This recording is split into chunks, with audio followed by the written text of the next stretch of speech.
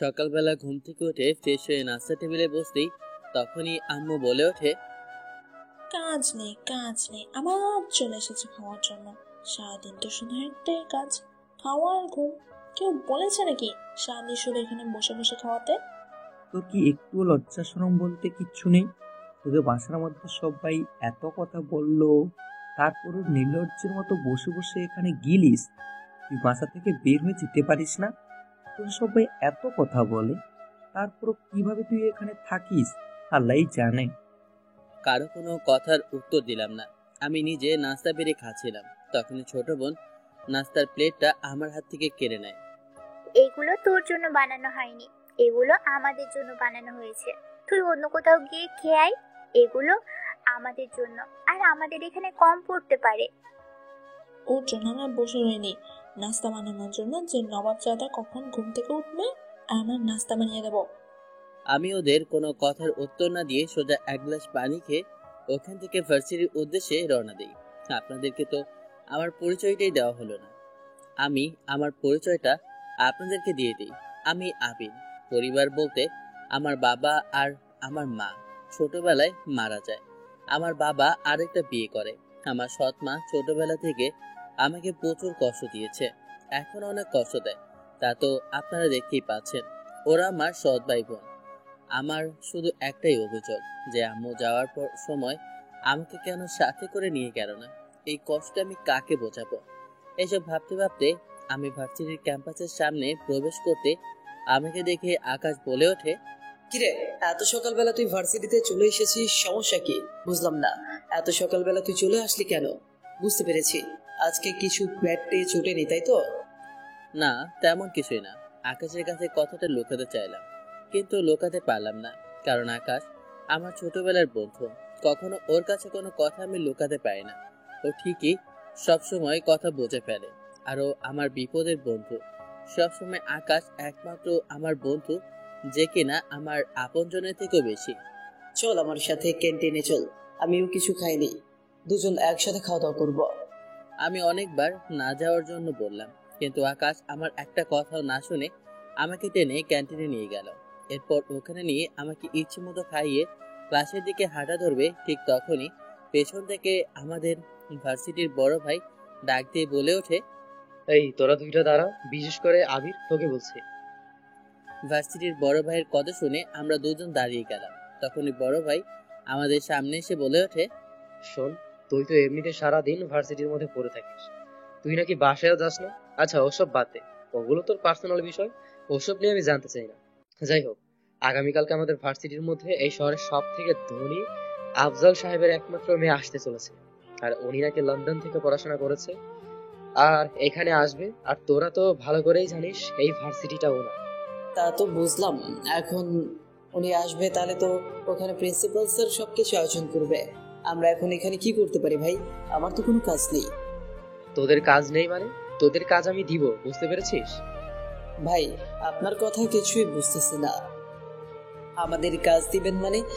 আপনি কিছুই তো বুঝি না, ঠিকভাবে বুঝিয়ে বলুন, তাহলে কিভাবে বুঝবো? আরে গাধা, প্রিন্সিপাল বলেছে যে আমাদের পুরো ইউনিভার্সিটিটা যেন সুন্দর করে সাজানো হয় আর দুপাশে যেন ভালো করে রং করা হয়।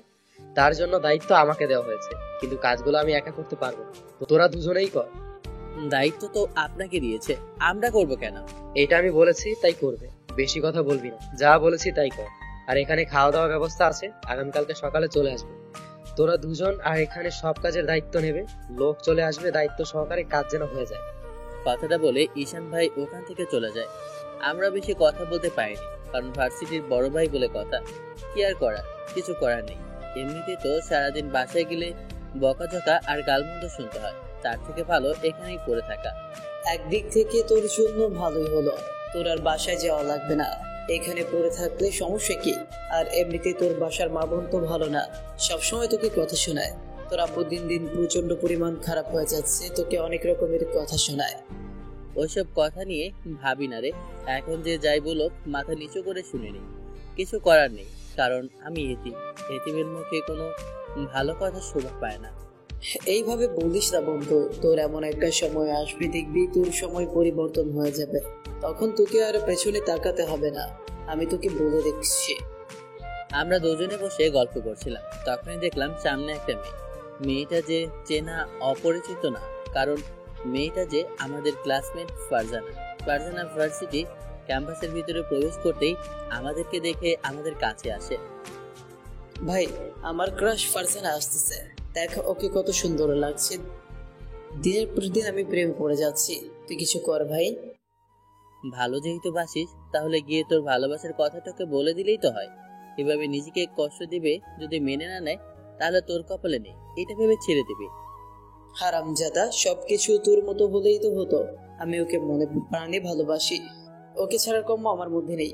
ওকে আমি ভালোবাসি, কিন্তু ওর ভয় আমি বলতে পারছি না। ও খুবই রাগী একটা মেয়ে, দেখিস না কত ছেলেকে থাপ্পড় মেরে মেরে ও সোজা করেছে।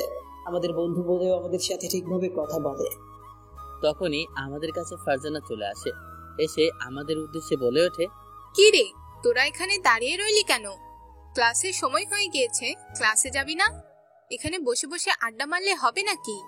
আর তোরা কখন এসেছিস? আমাকে একটা কল করলি না? অনেক আগে চলে এসে বসে রইলি তোরা। কার কথা বলছিস তুই? ও তোকে কল করবে? ওর তো ফোন নেই, তাহলে কল করবে কি করে?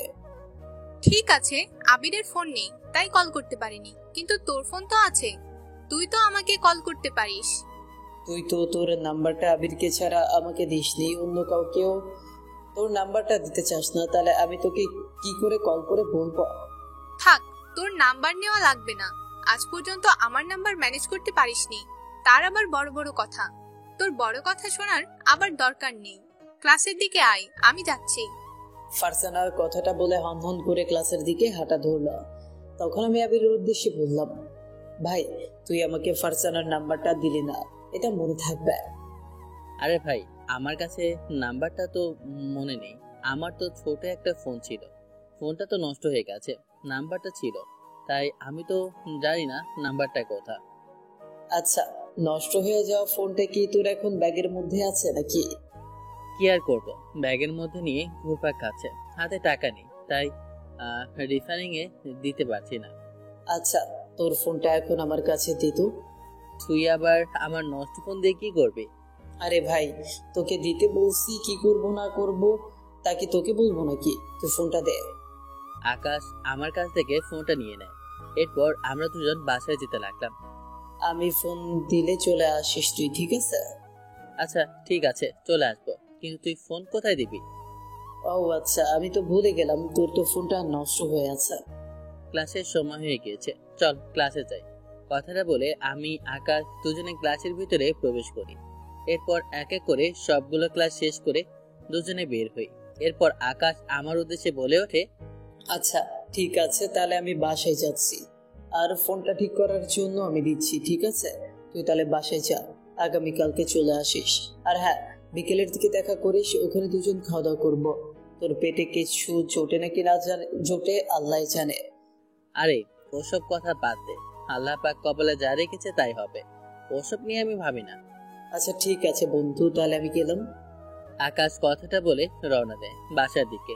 আমিও বাসায় যেতে লাগলাম। তখনই আমার উদ্দেশ্যে ফারজানা বলে ওঠে, এই আবির, একটা কথা শোনো তো। হ্যাঁ বল ফারজানা, কিছু বলবি নাকি?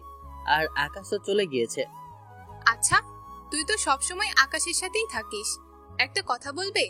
সবসময় আকাশে ভাবে আমার দিকে ভার্সিটিতে ক্লাসের সময় তাকিয়ে থাকে কেন? ওর সমস্যা কি? আমার কাছে কেমন জানি লাগে ওইভাবে তাকিয়ে থাকলে। কেমন লাগে তুই আগে ভেবে চিনতে দেখ, এটা অনুভূতি নাকি ভালোবাসা? ওর প্রতি ভেবে চিনতে এরপরে উত্তর দে, তারপর আমি তোকে বলবো। তোর কথা তো আমি কিছুই বুঝলাম না, সবগুলো মাথার উপর দিয়ে চলে গেল। আমি তো কথাটা বলে বাসা থেকে হাঁটা ধরলো, আর আমি তো দাঁড়িয়েই রইলাম। ওখান থেকে আমি বাসায় চলে আসি। বাসায় আমি ঢুকি, তখনই ছোট বোন আমাকে দেখে গায়ের মধ্যে পানি ঢেলে দেয় আর বলে ওঠে, সকালবেলা আমার জামাগুলো তুই না ধুয়ে কোথায় চলে গিয়েছিলি যে তোকে আমি এতবার খুঁজেছি, তারপরে তোকে পাইনি? তাই তো শাস্তি হচ্ছে, আমি তোকে পানি মেরেছি, তুই ওখানে দাঁড়িয়ে থাকবি আধা ঘন্টা পর্যন্ত। আমি তোর বড় ভাই, তুই আমার সাথে এভাবে কি করে কথা বলতে পারবি? আমি তোর জামা দেবো মানে? বুঝলাম না, কিভাবে তুই আমাকে এই কথাটা বলছিস? হ্যাঁ মা দেখো, আবির আমার মুখে মুখে কথা বলছে, আমি ওকে কিছু বললাম, ও আমাকে অনেক কথা শুনিয়ে দিচ্ছে। তুমি এসে দেখো ওর সাহস কত বড়, আমাকে এত কথা বলে কি করে। ছোট বোনের কথা শুনে আমার ছোট মা আমার কাছে আসে। আমার কাছে এসে তখনই আমার গালে ঠাস করে একটা থাপ্পড় বসিয়ে দিয়ে বলে ওঠে, তোর সাহস কি করে হয় আমার মেয়েকে বকা দেওয়ার? আমার মেয়ে যা বলবে তুই তাই শুনবি। তুই এই বাড়িতে শুধু বসে বসে খাস আর কোনো কাজই করিস না। আমার মেয়ে একটু কাজ করে দিলেও তো হয়। আর কি এমন বড় কাজ বলেছে তোকে? শুধু জামা কাপড়গুলো পরিষ্কার করতেই তো বললো। আমার ভার্সিটি আছে, ওখানে আমাকে পড়াশোনা করতে হয়। আমি এগুলো করার জন্য বসে রইনি। তোর তো সাহস কম না, তুই আমার মুখে মুখে কথা বলিস? তোর এত সাহস কোত্থেকে আসে আমি বুঝতে পারি না। দেখুন, আপনি আমার মা, তাই আমি আপনাকে সম্মান করি, কিন্তু সবসময় এভাবে কথা শোনাবেন আর আমার গায়ে হাত তুলবেন, এটা কিন্তু ঠিক না। এভাবে আর সহ্য না করতে পেরে আমি কথাটা বললাম। তখনই আমার সৎমা ডাক দিয়ে চিৎকার করে বলে ওঠে, ওগো, কোথায় তুমি? দেখে যাও তোমার এই ছেলে কি বলে আমাকে। তোমার ছেলেকে ভালো কথা বলেছি, তাই তোমার ছেলে আমার গায়ের উপর হাত তোলার জন্য চলে এসেছে। তুমি কোথায়? আমার সৎমায়ের এমন কাণ্ড দেখে আমি যেন হতভম্ব হয়ে গেলাম। এমন একটা কথা বলবে আমি কখনো কল্পনাও করতে পারিনি। তখন এই বাসার ভিতর থেকে আব্বু দৌড়ে আসে। এসে আমার সৎমাকে জিজ্ঞেস করে, কি হয়েছে? এভাবে চিৎকার চেঁচামেচি করছো কেন? কোনো সমস্যা হলো নাকি? সমস্যা হয়েছে মানে? তুমি কি বলো? তোমাকে কি বললাম? তোমার ছেলে আমার গায়ে হাত তুলতে চাইলো। কি, তোর এত বড় সাহস? তুই তোর মায়ের গায়ে হাত তুলিস? তোকে এই বাড়িতে বসে বসে আমি খাওয়াচ্ছি, এর থেকেও আর বড় কিছু কি হতে পারে? তুই তো কাজ করতে পারিস, এত বড় একটা ছেলে হয়ে গিয়েছিস, পড়াশোনা করে আর কি করবি? কথাটা বলে একটা লাথি দিলাম। আব্বু ঠাস করে আমাকে একটা থাপ্পড় দেয় আর লাঠি দিয়ে নিচে ফেলে দেয়। আর আমাকে উদ্দেশ্য করে বলে, এই নে ব্যাগপত্র, আজকে থেকে তুই এই বাসা থেকে বের হয়ে যাবি। তোর এ বাসায় আর কোনো জায়গা নেই। কোথায় থাকবি তুই আমরা জানি না। ঠিক বলেছো আব্বু, বেকার ছেলেকে বাসায় বসে রেখে খাইয়ে কি হবে? সারাদিন শুধু বসে বসে খাই আর কোথায় কোথায় ঘুরে বেড়াই। তাছাড়া ওর কোনো কাজ আছে নাকি? ওকে বাসা থেকে বের করে দেওয়াই ভালো হবে। তাদের এমন দুর্ব্যবহারে আমার চোখে অশ্রু পেয়ে পড়ছে। কোনো কথা বলছি না। ভেতর থেকে আমার আম্মুর সে স্মৃতি ছবিটা আমি বুকে জড়িয়ে আমার ব্যাগটা তুলে ওখান থেকে সোজা হাঁটা ধরলাম। ওখান থেকে সোজা বাইকটা নিয়ে আমি নদীর পাড়ে যেতে লাগলাম। ওখানে গিয়ে একটা ব্রেঞ্চের ভিতরে বসে আম্মুর ছবিটা বুকে জড়িয়ে কান্না করতে লাগলাম। তখনই পেছন থেকে কেউ হাত দেয়। চোখ দুটো পিছনে ঘুরিয়ে তাকাতেই দেখলাম আকাশ। হঠাৎ এখানে কি করে? আমাকে এমন অবস্থায় দেখে আকাশ বলে ওঠে, আবির, আমি সব কিছু শুনেছি। তোকে বাসা থেকে বের করে দিয়েছে। আসলে তোর আব্বু আম্মুর মতো এমন মানুষ আর হয় না। না রে ভাই, আমি তাদের অভিযোগ কখনো দেই না। সবসময় আমি নিজের কপালেই দোষ দিই, কারণ আমার কপালটাই খারাপ, তাই তো আমার সাথে এমনটা হয়। আচ্ছা, যাই হোক, তোর জন্য আমি একটা রুম দেখেছি। এখন থেকে তুই ওই রুমেই থাকবি। চল, তোকে আমি রুমটা দেখিয়ে দিই। আমি রুমটা নিয়েছি তোর জন্য, আমি ভাড়া দিয়ে দিয়েছি, সমস্যা নেই। আমি আকাশকে জড়িয়ে ধরে কান্না করে দিলাম। তখন আকাশ আমার উদ্দেশ্যে বলে ওঠে, তুই হচ্ছিস আমার একমাত্র বন্ধু, যাকে আমি ছোটবেলা থেকে একসাথে দেখেছি, তার সাথে একসাথে খেলেছি। একমাত্র বন্ধু, তোর জন্য আমি কিছু করতে পারবো না, এটা কি করে হয়? আকাশ আমাকে সাথে করে নিয়ে যায়। এরপর একটা ছোট রুম দেখিয়ে দেয়। আমি রুমটার ভিতরে দেখি ভিতরে ওয়াশরুমও আছে। আকাশ আমাকে কিছু খাবার দিয়ে ওখান থেকে চলে যায়। আমি খাবারগুলো খেয়ে গোসল করে কিছুক্ষণ ঘুমানোর জন্য চেষ্টা করলাম। বুকের মধ্যে হাজারো চাপা কষ্ট, কিন্তু কষ্টগুলো কাউকে বলতে পারছি না। আমি আম্মুর ছবিটা বুকে জড়িয়ে ঘুমিয়ে পড়লাম। আবিরের জন্য খুব খারাপ লাগছে। ছেলেটা ছোটবেলা থেকে অবহেলা পেয়ে বড় হয়েছে। ওর মা মারা যাওয়ার পর থেকে ওর অবহেলা শুরু হয়। ওর বাবা যখন দ্বিতীয় বিয়ে করে তখন থেকে সবসময় ওকে ওর সৎমা কষ্ট দেয়। এইসব কথা ভাবছিলাম, তখনই দেখলাম হাতের ফোনটা বেজে ওঠে। ফারজানা কল করেছে, ফোনটা রিসিভ করলাম। তখন ফারজানা বলে ওঠে, আবির, কোথায় তুমি? আর তোমাকে এতদিন ধরে কল করেছিলাম, আমি তো ভুলে গিয়েছি তোমার ফোনের কি হয়েছে জিজ্ঞেস করতে। আমি আকাশ বলতেছি। আবির না, আবির তো বাসায় আছে। কিন্তু ফোনটা আবিরের, তুই ধরছিস কেন? আবিরের ফোন তোর কাছে কেন সেটাই তো বুঝতে পারছি না। আর আবির বাসায় মানে? আসলে আবিরের ফোনটা নষ্ট হয়ে গিয়েছিল, ওর থেকে নিয়ে ফোনটা আমি ঠিক করেছি। আর আবিরকে বাসা থেকে বের করে দিয়েছে। আবিরকে বাসা থেকে বের করে দিয়েছে মানে? কিছুই তো বুঝলাম না। ফারজানাকে সবকিছু খুলে বললাম, সবকিছু। আমি তার চোখে আলে সবসময় ভালো সেজেছি। আমি ওকে দিনের পর দিন কষ্ট দিয়েছি, কিন্তু তোর বাবা একবারও এসব দেখেনি, কারণ আমি তোর বাবার চোখে আলে এইসব কিছু করেছি। এখন আমাদের এইসব সম্পত্তি থেকে কাউকে ভাগ দিতে হবে না, না হলে এইসব কিছুর মালিক যে ও হয়ে যেত। আমি সবসময় তোর বাবার কাছে মিথ্যা অপবাদের কথা বলতাম আবিরের নামে, আর তোর বাবাও না বুঝে না জেনে সবসময় ওকে মারতো, ওকে বকাঝকা করতো।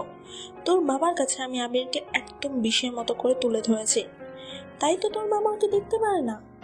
বাসের ভিতরে আসতে এইসব কথা শুনতে বুকটা কেঁপে উঠেছে। আমার এখন হাত কাঁপতে শুরু করলো। এই ছেলেটার প্রতি আমি কত অন্যায় অবিচার করেছি। এই অসৎ অমানুষগুলোর কথা শুনে নিজের কাছেও এখন ধিক্কার জানাতে আমার ভীষণ লজ্জা লাগছে। আমি কি মুখ নিয়ে দাঁড়াবো? আমি আমার ছেলেকে নিজের হাতে দিনের পর দিন অত্যাচার করেছি। মা মরা ছেলেটাকে একটিবারও বুঝতে চাইনি। আমি আমার ছেলের প্রতি অনেক বড় অন্যায় করেছি, যে অন্যায় আমার কাছে কোনো ক্ষমা নেই। হে আল্লাহ, আমি আমার ছেলের উপর এত বড় অত্যাচার করেছি। এই পাষাণ হৃদয় মানুষদের জন্য আমি আমার ছেলের উপর নির্যাতন করেছি। আল্লাহ পাক কখনো আমাকে ক্ষমা করবে না। মায়ের কথা ভাবতে ভাবতে আমি ঘুমিয়ে পড়ি। সকালবেলা ঘুম থেকে উঠে ফ্রেশ হয়ে আমি কিছু না খেয়ে ভার্সিটির উদ্দেশ্যে রওনা দিই। লন্ডন থেকে দেশে এসে আপুর কাছে বাহানা করলাম যে আমি এখন আপুর ব্যবসা বাণিজ্য দেখাশোনা করতে মন চাচ্ছে না। আমার ইচ্ছে করছে আমি এখন একটা ভার্সিটির প্রফেসর হয়ে স্টুডেন্টদের পড়াবো। এটা আমার স্বপ্ন, যে আমি ভার্সিটিতে স্টুডেন্টদের পড়াবো। ঘুমিয়ে আছি, তখনই সকালবেলা আপুর ঘুমটা ভেঙে দেয়। নীলামা, আর কত ঘুমাবি? এবার তো ঘুম থেকে ওঠ, দেখ সময় হয়ে গেছে, বেলা কয়টা বাজে। বাবা, এত সময় ধরে ঘুমালে কিভাবে হবে বল? আমি আজকে ঘুম থেকে উঠবো না। কেন মা, ঘুম থেকে উঠবে না কেন? কি হয়েছে? না ওঠার কারণ কি? কারণ সবসময় তুমি আমার সাথে বডিগার্ড দিয়ে দাও। আমার এসব ভালো লাগে না বাবা। আমি একটু স্বাধীনভাবেই থাকতে চাই, একটু স্বাধীনভাবে চলতে চাই। তুমি বোঝো না কেন?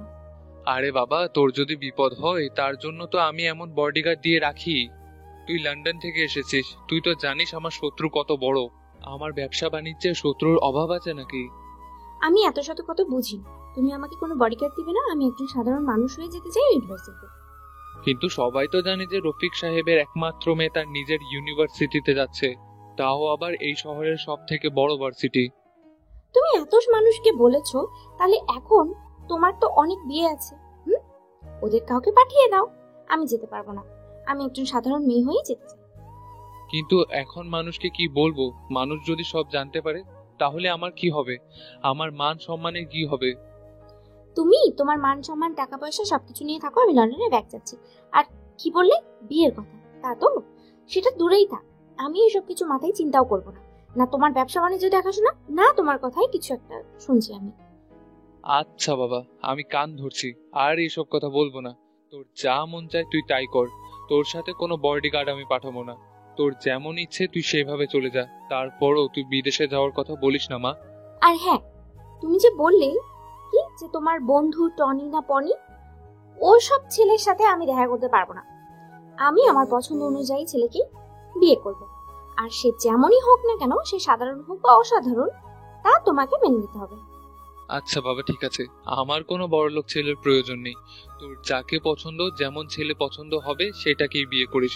তোর যাকে পছন্দ তেমন ছেলে হলেই হবে, কিন্তু ছেলেটা ভালো হওয়া চাই, যেন সবসময় আমার এই আদরের লক্ষ্মী মেয়েটাকে সুখে রাখতে পারে। যদিও কখনো আমার মেয়েটাকে কষ্ট দেয়, আমি কিন্তু গুলি করে মেরে ফেলবো। বাবা, তুমি আবার এইসব কথা বলছো? আচ্ছা বাবা, সরি, ঠিক আছে, যা। আপুর গালে একটা কিস দিয়ে আমি ওখান থেকে ওয়াশরুমে চলে যাই রেডি হওয়ার জন্য, কারণ আজকে সাধারণ পোশাকে আমি ইউনিভার্সিটিতে যাবো একজন সাধারণ প্রফেসর হয়ে। রাজু, তাহলে সব বডিগার্ডকে বলে দাও যেন নীলার পিছু না করে, আর দু একটা বডিগার্ডকে গুপ্তচর হিসেবে রাখো, ওকে যেন ফলো করে। আমার মেয়েটা অনেক জেদি আর রাগী। মেয়ে কখনো কোনো কথা শোনে না, আমার কথা কখনো শোনে না। নিজের মন মর্জি যা ইচ্ছে তাই করে। এক কথার মেয়ে আমার, যা মন চাইবে তাই করবে। কি আর করব বল, যখন ওর মা মারা যায় তখন ওর বয়স মাত্র 5 বছর। তখন থেকে আমি ওকে নিজের হাতে মানুষ করেছি, আদরের মেয়ে বলে কথা, তাই কখনো কোনো কথা আমি ওর ফেলতে পারি না। গেটের সামনে আসতেই দেখলাম ও পাশে আকাশ দাঁড়িয়ে আছে আর আমাকে দূর থেকে ডাকতেছে।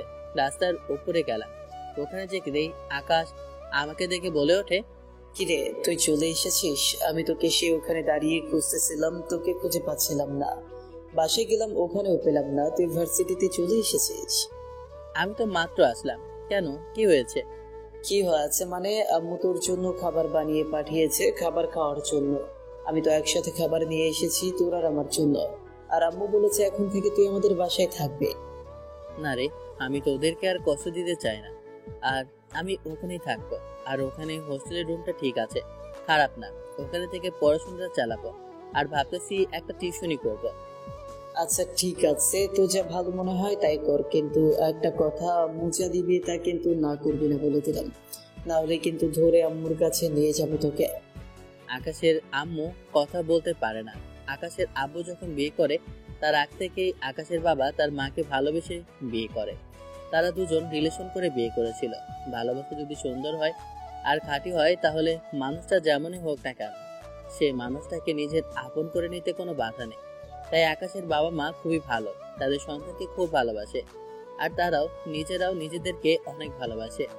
এইসব কথা ভেবে দীর্ঘ একটা নিঃশ্বাস ফেললাম। তখনই আমার উদ্দেশ্যে আকাশ বলে ওঠে, এখানে দাঁড়িয়ে থাকবে নাকি চল ভেতরে প্রবেশ করি, ওখানে গিয়ে আমরা গল্প করি। আর আজকে নাকি আমাদের ভার্সিটির সভাপতির মেয়ে আসতেছে, তা আবার এই ভার্সিটিটা দেখার জন্য।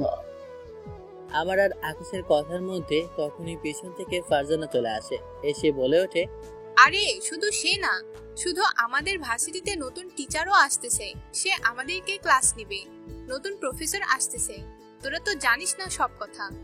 তাই নাকি? তাহলে তো আগে ভার্সিটির ভেতরে প্রবেশ করি, তারপর না হয় দেখা যাবে।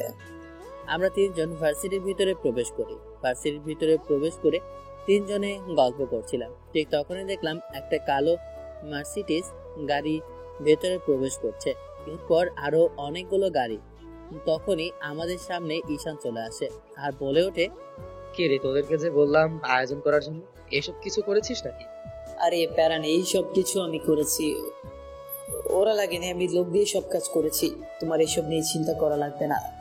তাহলে তো আর আমার চিন্তা করা লাগতেছে না, তোরা যেহেতু সব কাজ করে রেখেছিস তাহলে আমি এখন চিন্তা মুক্ত হলাম। তখনই দেখলাম গাড়িটা থেকে একটা মেয়ে নেমে আসে। মেয়েটা খুবই অ্যারোগেন্ট, মানে তার ভাব দেখে বোঝা যাচ্ছে মেয়েটা বাবার বিগড়ে যাওয়া একটা মেয়ে। মেয়েটা যাওয়ার সময় একটা ছেলে যাদের হালকা টাচ লাগে, তখন এই ছেলেটাকে একটা থাপ্পড় দেয় আর ছোট লোক বলে অনেক কিছু গালি বন্ধ করে। এই জন্য আমি কখনো বড় লোকের মেয়েদেরকে পছন্দ করি না, ওরা সবসময় এমন অহংকারী আর বদমেজাজি হয়। ওই যে প্রিন্সিপাল মনে হয় ওখানে স্টেজে দাঁড়িয়ে ভাষণ দিচ্ছে, ওখানে চল আমরা সবাই। তুমি আর আকাশ যাও, আমি আসিছি। আসলে ফারজানার বাবা হচ্ছে এই ভার্সিটির প্রিন্সিপাল। আমার কথা শুনে ফারজানা আর আকাশ দুজনে ওখানে চলে যায়। আবার আমার ভালো লাগছে না বিধায় তাই আমি ওখান থেকে বের হয়ে একটু চায়ের দোকানে গেলাম। ওখানে গিয়ে একটা সিগারেট নিয়ে টানতে লাগলাম। কিছুক্ষণ পর দেখলাম ভার্সিটির সামনে কিছু ছেলে একটা মেয়েকে ধরেছে। মেয়েটা রিক্সার মধ্যে ছিল, ছেলেগুলো ঘেরাও করে মেয়েটাকে ধরে রেখেছে। ভার্সিটির কোনো গার্ড বা কেউ নেই এখানে, তাই মেয়েটাকে একা পেয়ে ছেলেগুলো ধরে। তখন দেখলাম একটা ছেলে মেয়েটার গায়ে হাত দেওয়ার চেষ্টা করছে। সাধারণ পোশাকে ভার্সিটির ভিতরে প্রবেশ করব, তখনই কিছু ছেলে আমাকে ঘেরাও করে ধরেছে। তখন ওই ছেলেগুলো আমাকে নোংরা ভাষায় কথা বলতে শুরু করে। তখন একটা ছেলে আমার গায়ের ওড়না টেনে দিবে, ঠিক তখনই আমি ছেলেগুলোর কাছে আসলাম। মেয়েটার গায়ে হাত দেওয়ার আগে ছেলেটাকে একটা ফ্লাইং কিক দিলাম, ছেলেটা দূরে গিয়ে পড়ে। হঠাৎ করে তামিল সিনেমার মতো একটা নায়ক এসে ছেলেটাকে মারতে শুরু করলো। ছেলেটার বডি দেখে আর চেহারা দেখে আমি তো ফিরাই হয়ে গেলাম। এই প্রথম একটা ছেলে যাকে দেখে আমি ক্রাশ খেলাম। লাঠি দিয়ে আমার গায়ে একটা বাড়ি দেয়, লাঠিটা ভেঙে যায়। ছেলেটা অবাক হয়ে আমার দিকে তাকিয়ে রইল। ওর নাক বরাবর একটা ঘুষি মারি, ছেলেটা জ্ঞান হারিয়ে ফেলে। ছেলেটার ফাইটিং স্টাইল দেখে তো আমি একেবারেই ফিদা হয়ে গেলাম, কিন্তু আমি চুপ করেই রইলাম। ছেলেটা কি বলে দেখি। তখন দেখলাম ছেলেটা আমাকে কিছু না বলেই ওখান থেকে সোজা হাঁটা তুললো। ছেলেটা পিছন ফিরে হাঁটতেছি, ব্যাগ থেকে ফোনটা বের করে চেহারার দিকে তাকিয়ে বলে উঠলাম, এত খারাপ যে তোকে দেখে ছেলেটা কিছুই করলো না, সোজা হাঁটে ধরলো। না, আমি তো হওয়ার কথা না। আজ পর্যন্ত কত ছেলে আমাকে এসে প্রপোজ করলো, কিন্তু এই ছেলেটা আমার সাথে কেন কথা বলছে? সোজা হাঁটে ধরেছে। এখন তো আমার প্রচুর পরিমাণে রাগ হচ্ছে। আমি সোজা ভার্সিটির ভিতরে প্রবেশ করবো বলে হাঁটছি, তখনই মেয়েটা আমার সামনে চলে আসে। এসে বলে ওঠে, এই যে হিরো, আপনি আমাকে বাঁচিয়েছেন, এরপর কোনো কথা না বলে সোজা চলে যাচ্ছেন। আমার এটা কর্তব্য ছিল, আমি পালন করেছি। এখন আপনার সাথে আমার কোনো কথা নেই। এটা বলে আবার হাঁটা ধরবো, তখনই মেয়েটা আবার আমার সামনে চলে আসে। আপনার তো অনেক ভাব দেখছি, এত ভাব দেখাচ্ছেন কেন? আমাকে তো দেখতে কোনো অংশেই খারাপ মনে হচ্ছে না। আমি তো অনেক সুন্দরী, তারপরেও সামনে একটা সুন্দর মেয়ে দেখেও কোনো কথা না বলে সোজা হাঁটা ধরছেন। কথাটা বলে আমি ভার্সিটির ভিতরে ঢুকে যাই। আমি যে ধন্যবাদ জানাবো তার সময় আমাকে দিল না। এমনই ছেলেটা তো আমি পছন্দ করি, তাহলে আমি আমার মনের মতো একজন মানুষ খুঁজে পেলাম। তুমি কোথায় যাবে জানতো? আমার কাছ থেকে পালিয়ে তুমি যেখানেই যাও না কেন, আমি ঠিক তোমাকে ধরে নিয়ে আসবো। এই নীলার কাছ থেকে কখনো তুমি পালিয়ে বাঁচতে পারবে না। তোমাকে তো আমার ভালোবাসার জালে আমি ফেলবই।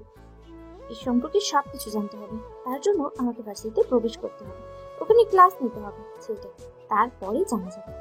মেয়েটা আসলে অনেক সুন্দর, কিন্তু আমার থেকে সিনিয়র, তাই বেশি কথা বললাম না। মেয়েটার চেহারা দেখে মনে হয় না মেয়েটা কোনো সাধারণ ঘরের, কিন্তু পোশাক আশাক দেখে মনে হয় খুবই নর্মাল পরিবার থেকে এসেছে। কিন্তু এখানে কেন তা জানি না, এর আগে তো ভার্সিটিতে দেখিনি আমি। এসব ভাবতে ভাবতে ক্যাম্পাসের ভিতরে প্রবেশ করলাম। দেখলাম অনুষ্ঠান শেষ, সবাই যে যার মতো ক্লাসে যাচ্ছে, তাই আমি, আকাশ আর ফারজানা তিনজনে ক্লাসের ভিতরে প্রবেশ করলাম। আজকে তো আমাদের ক্লাসের মধ্যে নতুন ম্যাডাম আসবে, তুই কি শুনেছিস নাকি? গাধা, এটা তো আমি বলেছিলাম তোদেরকে, আর তুই আমাকে বলছিস আমি শুনেছি কিনা? আসলে তুই একটা গর্ধ।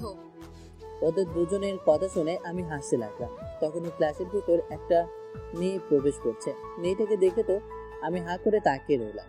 মেয়েটা যে আর কেউ না, ওই সময় যাকে আমি ওই অসভ্য ছেলেদের হাত থেকে বাঁচিয়েছিলাম, মেয়েটা যে ও।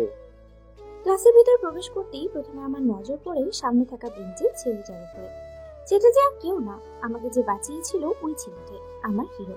আজকে স্বাভাবিক করেই আমি সবার উদ্দেশ্যে বলে উঠি, হ্যালো স্টুডেন্টস, আশা করি তোমরা সবাই ভালো আছো। আমি তোমাদের নতুন প্রফেসর। আমি তোমাদেরকে সামাজিক বিজ্ঞান নিয়ে একটু চর্চা করব, আর আমি তোমাদেরকে লেকচার দেব। যাই হোক, আজকে যেহেতু আমাদের প্রথম দিন, তাই আশা করি তোমরা এক এক করে নিজেদের পরিচয় দেবে আমাকে। মেয়েটা আসলে সুন্দরী, কিন্তু আমি মেয়েটার দিকে কেন জানি না নিজের চোখটা ফেরাতে পারছি না। বারবার শুধু মেয়েটার মায়াবী চোখে দেখে আমার চোখটা চলে যাচ্ছে। অনেকবার নিজেকে বোঝানোর চেষ্টা করছে এটা ঠিক না, সে আমার থেকে সিনিয়র এবং কি ক্লাসের ম্যাডাম, তারপরে কেন মানছে না জানি না। নিজেকে কোনোভাবে স্বাভাবিক করতে পারলো, মেয়েটা নিজেকে স্বাভাবিক করতে পারছে না। কেন মেয়েটা বারবার শুধু আমার দিকে তাকিয়ে আছে আর স্টুডেন্টের কাছ থেকে পরিচয় নিচ্ছে। এটা আমার কাছ থেকে পরিচয় পর্ব নেওয়ার পরে মেয়েটা আমার কাছে এসে বলে ওঠে, এই যে হিরো, এমনকি আপনি আপনার পরিচয়টা বলবেন নাকি বলবেন না? এখন তো আমি ক্লাসের ম্যাডাম, বলতে কি ভয় লাগে? আমার কানে এসে কথাটা বললো, কেউ শুনলো না। তখন আমি মেয়েটার উদ্দেশ্যে বলে উঠি, জি ম্যাডাম, আমি হচ্ছি আবির। ও, ভালো নাম, তোমার নামটা একটু বেশিই ভালো। সবার থেকে কেন জানি না, কারণ তুমি স্পেশাল। তো সবার উদ্দেশ্যেই বলছি, আমি নীলা। এরপর মেয়েটা পড়াতে লাগলো, কিন্তু মেয়েটা বারবার আমার দিকে তাকিয়ে আছে। সবগুলো ক্লাস শেষ করে আমরা সবাই বের হয়ে গেলাম। কিছুক্ষণ পর তখন মেয়েটা বের হয়, আমাকে ডাকতে। আমি ওর কাছে যেতেই, জি ম্যাডাম, আপনি কিছু বলবেন আমাকে? ঠিক আছে, আমি তোমার কাছে একটা কথা বলবো, রাখি? আপনি আমার ম্যাডাম, আপনি আমাকে বলবেন, কি আদেশ করবেন আপনি যা বলবেন আমাকে, আমি তাই করব। আমাকে তুমি আমার বাসা পর্যন্ত একটু পৌঁছে দিবে? আমি সামনে একটা বাসা ভাড়া নিয়ে রেখেছি, কিন্তু একা যেতে ভয় লাগছে। কি বলবো কিছু বুঝে উঠতে পারছি না, তাই বাধ্য হয়ে আমি একটা গাড়ি নিয়ে গাড়িতে উঠে যাব। তখনই ম্যাডাম বলে ওঠে, আমি গাড়িতে যাবো না, তুমি আমাকে রিক্সা করে নিয়ে যাও প্লিজ। পকেটে হাত বুঝে দেখি মাত্র 20 টাকা পড়ে আছে। কি বলবো কিছুই বুঝতে পারছি না।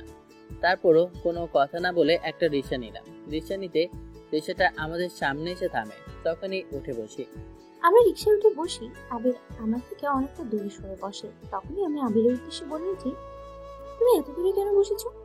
না হলে তো তুমি পড়ে যাবে না, একটু কাছে এসে বসো।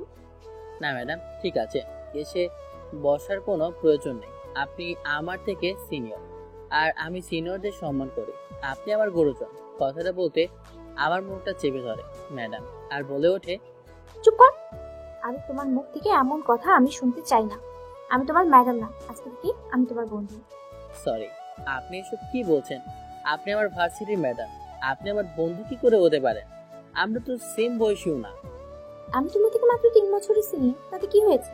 আমি অন্য কিছু শুনতে চাই না, আমি তোমার বন্ধু হতে চাই। আর কিছু? কথাটা বলে আমার সাথে একেবারে চেপে বসে নিলাম ম্যাডাম। আমি কি বলবো কিছুই বুঝে উঠতে পারছি না। আমার মধ্যে অন্যরকম একটা অনুভূতি হতে লাগলো।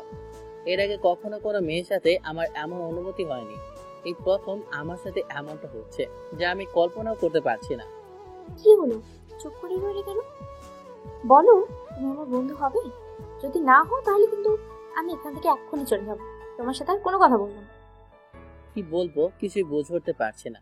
আমি এমন অবস্থায় আশেপাশে দেখলাম অনেকে আমাদের দিকে তাকিয়ে রইল। অনেকের মনে হিংসা যেন আমাদের দুজনকে দেখে। আমি কিছু বুঝে উঠতে পারছি না। তখন আবারও নীলা বলে ওঠে, দেখো, বন্ধু হতে সমস্যা কি? আমি তোমার বন্ধু হতে চাই, তুমি আমাকে বাঁচিয়েছো, এর থেকে বড় কথা আমরা মাত্র 3 বছরের সিনিয়র জন্য, তাতে কি হয়েছে? আমি তোমার ক্লাসের ম্যাডাম হতে কি হয়? ঠিক আছে, আমি তোমার জন্য চাকরি ছেড়ে দেবো, তারপরে তুমি বলো আমার বন্ধু হবে। আচ্ছা ঠিক আছে, আমি আপনার বন্ধু হব, সমস্যা নেই। আপনি এমন পাগলামো করবেন না প্লিজ। সত্যি বলছো তো, তুমি আমার বন্ধু হবে? হ্যাঁ, বোঝাই যাচ্ছে মেয়েটা একটু জেদি, আর যা চায় তাই হাসিল করার চেষ্টা করে। তার জন্য মেয়েটা সবকিছুই করতে পারে, এমনটাই দেখে মনে হচ্ছে আমার কাছে। কথা বলতে বলতে নীলার দেওয়া ঠিকানার সামনে চলে আসি, মানে একটা বাসার সামনে। যেখানে থাকে দেখলাম বাড়িটা 5 তলা, নিচতলায় বাসা ভাড়া নিয়েছে। আমি রিক্সা থেকে নামলাম, তখন নীলা রিক্সা থেকে নামতে গিয়ে আমার গায়ের উপর পড়ে যায়। নীলা আমার দিকে তাকিয়ে রইল, আমি নীলার দিকে তাকিয়ে রইলাম এক দৃষ্টিতে। তখনই রিক্সাওয়ালা ডাক দিতে নীলা লজ্জায় উঠে পড়ে। পকেটে তো আমার কাছে রিক্সা ভাড়া দেওয়ার মতো নেই। রিক্সাওয়ালা মামা বলল 100 টাকা। তখনই দেখলাম নীলা ব্যাগ থেকে একটা 500 টাকা নোট বের করে রিক্সাওয়ালাকে দিল। নিজের সম্মান বাঁচানোর জন্য আমি অনেকবার বারণ করলাম নীলাকে টাকাটা না দিতে, এরপরও জোর করে দিল। রিক্সাওয়ালা বলল তার কাছে বাড়তি খুচরো টাকা নেই। তখন নীলা বলল টাকার কোনো প্রয়োজন নেই, আপনি এটা নিয়ে যান। কেমন জানি না খটকা লাগলো। 500 টাকার নোট দিয়ে বাকি টাকাটা নিল না। নীলা তো এখানে চাকরি করছে টাকার জন্য, তাহলে এত বড় একটা নোট দিয়ে বাড়তি টাকা নিল না কেন, সেটাই বুঝতেছি না। তখনই নীলা বলে ওঠে, এখানে এসে কি তুমি দাঁড়িয়ে থাকবে নাকি? চলো ভিতরে চলো, এখানে দাঁড়িয়ে থাকলে তুমি আবার রোদে কালো হয়ে যাবে। আমি তো বাসায় চলে যাব, এখানে আর থাকবো না। সেটা বললে তো হবে না, তুমি এসেছো আমার সাথে, তো ভিতরে যেতেই হবে। নীলা ম্যাডাম আমাকে জোর করে তার বাসায় নিয়ে যায়। বাসার ভিতরে দেখলাম অনেক সুন্দর করে পরিপাটি করে সাজানো, অনেক দামি দামি জিনিসপত্র দিয়ে। কোনোভাবে মনে হয় না এটা একটা সাধারণ মানুষের বাসা। তখনই নীলা ম্যাডাম আমার উদ্দেশ্যে বলে ওঠে, তুমি বসো, আমি তোমার জন্য খাবার নিয়ে এসেছি। আরে না না না, প্রয়োজন নেই, আমি বাসায় গিয়ে খেয়ে নেব। কথাটা বলতে রাগে চোখ নিয়ে কোমরে হাত দিয়ে কথাটা বলে ওঠে, চুপচাপ টেবিলের মধ্যে বসে পড়ো, আমি কিন্তু তোমার ম্যাডাম, আমার কথা শুনতে তুমি কিন্তু বাধ্য। বেশি কথা বললে আমি আগামীকালকে কান ধরে দাঁড় করিয়ে রাখবো, বলে দিলাম। আমি তো হা হয়ে দাঁড়িয়ে রইলাম, কিছুই বলতে পারলাম না। তখনই ম্যাডাম আমার জন্য খাবার নিয়ে আসে। ওর এমন ভাব দেখে মনে হয় জীবনে কখনো কারোর জন্য কোনো কাজ করেনি, এভাবে কাজ করছে। তখনই খাবার বেড়ে দিতে গিয়ে তার হাত থেকে খাবারের বাটিটা হাতের উপর পড়ে যায়। ফর্সা গায়ের মধ্যে খাবারের গরম জিনিস পড়তেই ফুলে ওঠে। আমি ভিতর থেকে ফার্স্ট এড বক্সটা খুলতেই মলম লাগিয়ে দিলাম। হাত পুড়ে যাচ্ছে, আমি খাবো কি করে এখন? নীলার এমন কাণ্ড দেখে কি বলবো কিছুই বুঝে উঠতে পারছি না। হাসবো নাকি কান্না করব, বাচ্চাদের মতো এমন করছে। তাই আমি ওকে বলে উঠলাম, আচ্ছা ঠিক আছে, এভাবে কান্না করার কোনো প্রয়োজন নেই, আমি তোমাকে খাইয়ে দিচ্ছি। আর আমি ফার্মেসি থেকে তোমার জন্য ওষুধ নিয়ে আসবো, আর রাতে খাইয়ে দেবো, সমস্যা নেই। তোমার কাছে তো টাকা নেই, তুমি কোথায় পাবে? এখানে 5000 টাকা আছে, এটা দিয়ে ওষুধ নিয়ে আসো। বুঝলাম না, ও কি করে জানলো আমার কাছে টাকা নেই? তখনই নীলা হেসে বলে উঠলো, তুমি এটাই তো বলছো যে আমি কি করে জানলাম? আসলে তোমার মানি ব্যাগটা পড়ে গিয়েছিল, আমি উঠে নিয়ে দেখি ওখানে কোনো টাকা নেই, তাই ভেতরে টাকা ভরে রেখেছি আমি। না না, আমার তো টাকার কোনো প্রয়োজন নেই। টাকা রেখেছো কেন? তুমি না বললে তুমি আমার বন্ধু, তাহলে বন্ধু হয়ে কেন বন্ধুর কাছ থেকে কিছু নেবে না? তাহলে কিন্তু তোমার সাথে আমি কথা বলবো না, তোমার হাত থেকে কিছু খাবো না। যাও। ওর এমন বাচ্চামো দেখে কি বলবো, কিছুই বুঝতে পারছি না, তাই বাধ্য হয়ে রাখতে হলো আমাকে টাকাটা। আবির আমাকে নিজের হাতে খাইয়ে দিচ্ছে, কি ভালো যে লাগছে মনে বোঝাতে পারবো না। আমি যেন তৃপ্তি করেই খেলাম। ছোটবেলায় যেমন মা খাইয়ে দিত, ঠিক তেমনই আমার কাছে কেমন ভালো লাগছে। মনে হয় সারা জীবন আবিরের হাতে খেলবো। নীলা ম্যাডামের কাছ থেকে বিদায় নিয়ে ফার্মেসি থেকে ওর জন্য ওষুধ নিয়ে আমি ওষুধগুলো দিয়ে ওখান থেকে চলে যাই। ওখানে খেয়ে এসেছি, তাই খাওয়ার আর কোনো ব্যবস্থা নেই। আমি বিকেলে এসে গোসল করে শুয়ে পড়লাম। আকাশ ফোনটা ঠিক করে আমার কাছে দেয়, তাই ফোনে এখন কল আসবে, সমস্যা নেই। কিছুক্ষণ পর কথাটা বলতেই কলটা চলে আসে। ফোনের স্ক্রিনে তাকিয়ে দেখি আকাশ কল করেছে। ফোনটা রিসিভ করলাম, তখন আকাশ বলে ওঠে, ওই শালা হারামজাদা সুন্দরী ম্যাডাম পেয়ে আমাদেরকে ভুলে গেলে? বুঝলাম না কাহিনীটা। তুই ম্যাডামের পেছন পেছন কোথায় গেলি? আমাকে তো একটিবারও বললি না। আর তোকে ফোন দিলাম, ফোনও তো ধরলি না। কাহিনীটা কি? কোথায় গিয়েছিলি? আর ম্যাডাম তোকে চেনে কিভাবে? বুঝলাম না ভাই। তুই আবার কবে আকাম করে বেড়ালি? তোর বেলা তুই শুধু উল্টা পাল্টা কথা ছাড়া তোর কাছে ভালো কথা নেই। আমি কেন এসব কাজ করতে যাব? এগুলো তো তোর মধ্যে থাকে রে শয়তান, আমার মধ্যে না। ওরে শালা, তলে তলে টেম্পু চালাবা আর আমরা বললি তোমার কাছে হরতাল মনে হয়, তাই না? নাটক তুমি কম চোদাও প্রিয়। তুমি যে অন্য মেয়ের প্রতি আসক্ত তা আমি ভালো করে জানি। আচ্ছা ভালো কথা। তোকে একটা কথা বলতেই তো ভুলে গেলাম। কথাটা হচ্ছে গিয়ে, আমি তো ফারজানাকে পছন্দ করি, কিন্তু বলতে পারছি না। তুই একটু সাহায্য কর না বন্ধু। তুই ওকে ভালোবাসিস, সোজা গিয়ে বলে দিলেই তো হয়। ও যদি তোর ভালোবাসাটা অ্যাকসেপ্ট না করে তাহলে নেই, শুধু শুধু একজনের পিছনে পড়ে থাকবি নাকি? হ্যাঁ, সিগমা বয় ঠিক বলেছিস বন্ধু। যদি রাজি না হয় তাহলে কিছু করার নেই। তারপরেও বলবো, আমি তোকে মনে প্রাণে ভালোবাসি। ঠিক আছে, তাহলে তুই ওকে বলে দেখ তোর ভালোবাসার কথা। ও কি বলে শোন। আচ্ছা ঠিক আছে বন্ধু, তাহলে এখন রাখলাম। তুই খাওয়া দাওয়া করেছিস নাকি? আর আমি তো তোর জন্য খাবার নিয়ে আসতেছি। আরে প্রয়োজন নেই, আমি খাবার খেয়ে এসেছি। বুঝলাম না, তোর কাছে তো টাকা নেই। আমি যে তোকে টাকা দিতে ভুলে গিয়েছিলাম। তুই টাকা কোথায় পেলি আর খাবার খেয়েছিস কোথায়? আরে ভাই, তুই এত কিছু জেনে কি করবি? আমাকে একটু বলতো। বললাম তো খেয়ে এসেছি। এত কিছু জেনে তোর কাজ কি? তুমি আমার সাথে নাটক করো, তাই না? আমার সাথে নাটক তুমি বাদ দাও, তাহলেই হয়ে যাবে। এত নাটক করুন গুনি। আরে হারামজাদা, তোর সাথে নাটক করছি না। আসলে আমাকে নীলা ম্যাডাম তার বাসায় খাইয়েছে, সেজন্য আমি তোকে বললাম খেয়ে এসেছি। তুই তো শুধু উল্টা পাল্টা কথা বলতেছিস। ওরে শালা, তুমি তলে তলে এত দূর এগিয়ে গিয়েছো, জানতাম না তো। তুমি কোথায় গিয়ে হাত দিয়েছো তা তোমার কথা শুনে বুঝতে ঠিক পারছি। তুমি তাহলে ম্যাডামের পেছনে লেগেছো, তাই না? তোর হালা, তেমন বিষয় না। কথাটা বলে কলটা কেটে দিলাম। আমি ঘুমিয়ে গেলাম, কিন্তু আমার স্বপ্নের মধ্যে কেন জানি না শুধু নীলা চলে আসে। এটা বুঝতে পারছি না কেন হচ্ছে আমার সাথে। আমি বারবার চেষ্টা করছি, কিন্তু শুধু নীলার কথাই আমার মনে পড়ছে। সকালবেলা ক্যাম্পাসে বসে আছি আর ফারজানার কথা ভাবতেছি যে আজকে ফারজানাকে প্রপোজ করব। তখনই দেখলাম ক্যাম্পাসের গেটের ভেতর দিয়ে ম্যাডাম প্রবেশ করছে। নীলা ম্যাডামকে দেখে তো প্রথমে ভয় পেয়ে গেলাম, কারণ নীলা ম্যাডাম আমার কাছে আসছে। আপনি এই সকালবেলা এখানে আবার কেন এসেছেন? বুঝলাম না, আমার তো ক্লাস দেরি আছে। তখন আমার কাছে এসে নীলা ম্যাডাম বলতে লাগে, তোমার কাছ থেকে একটা কিছু জানতে চাই, তুমি কি বলবে আমাকে? কেন বলবো না, আপনি বলুন কি জানতে চান আমার কাছে। তুমি কি আমাকে বলতে পারবে আবিরের সম্পর্কে? আবির আসলে বাসা কোথায়, কি করে, আর ওকে আমি সবসময় দেখে মন খারাপ করি। আসলে উদ্দেশ্যটা কি? তুমি কি আমাকে একটু বলবে ওর কারণটা কি? ম্যাডামের কথায় আমি থমকে দাঁড়ালাম। কি বলবো কিছুই বুঝে উঠতে পারছি না। তখন ম্যাডাম আবারও বলে ওঠে, কি হলো, চুপ করে রইলে যে? কথা বলছো না যে? আবির সম্পর্কে যা জানো প্লিজ দয়া করে আমাকে সবটা খুলে বলো। প্রথমত আমি অবাক হয়ে যাচ্ছি যে ম্যাডাম আপনি ওর সম্পর্কে কেন জানতে চান। ও তো খুবই অভাগা একটা ছেলে, ওর সম্পর্কে আপনি কেন আমার কাছ থেকে জানতে চান এটাই তো আমি বুঝতেছি না। আমার খুব প্রয়োজন জানাটা, তাই তোমাকে আমি জিজ্ঞেস করছি ওর সম্পর্কে, যে ওর আসল পরিচয়টা কি। ও সবসময় কেন এমন থাকে? আর আমি ওর বাসার খোঁজ নিতে দেখেছি, ও বাসায় নেই, তাহলে থাকেটা কোথায়? ওর বাসার সামনে, কিন্তু ওকে বাসায় থাকতে দেয় না। বাসা থেকে ওকে বের করে দিয়েছে ওর বাবা মা। তোমার কথা আমি ঠিক বুঝতে পারলাম না। ওকে বাসা থেকে বের করে দিয়েছে মানে? কিছুই তো বুঝলাম না। নীলা ম্যাডামকে সবকিছু খুলে বললাম আবিরের সম্পর্কে। সবকিছু শোনার পর নীলা ম্যাডাম দীর্ঘ একটা নিঃশ্বাস ফেলে বলল, আবিরকে দেখে কোনোভাবেই মনে হয় না ওর মনের মধ্যে এত কষ্ট লুকিয়ে আছে। ও সবসময় হাসি খুশি থাকে। কখনো কষ্টগুলো কাউকে বলেও না, কেন এমন? নীলা ম্যাডাম কথাগুলো বলে ওখান থেকে চলে যায়। সকালবেলা ঘুম থেকে উঠে ফ্রেশ হয়ে রেডি হচ্ছিল ভার্সিটির উদ্দেশ্যে যাওয়ার জন্য।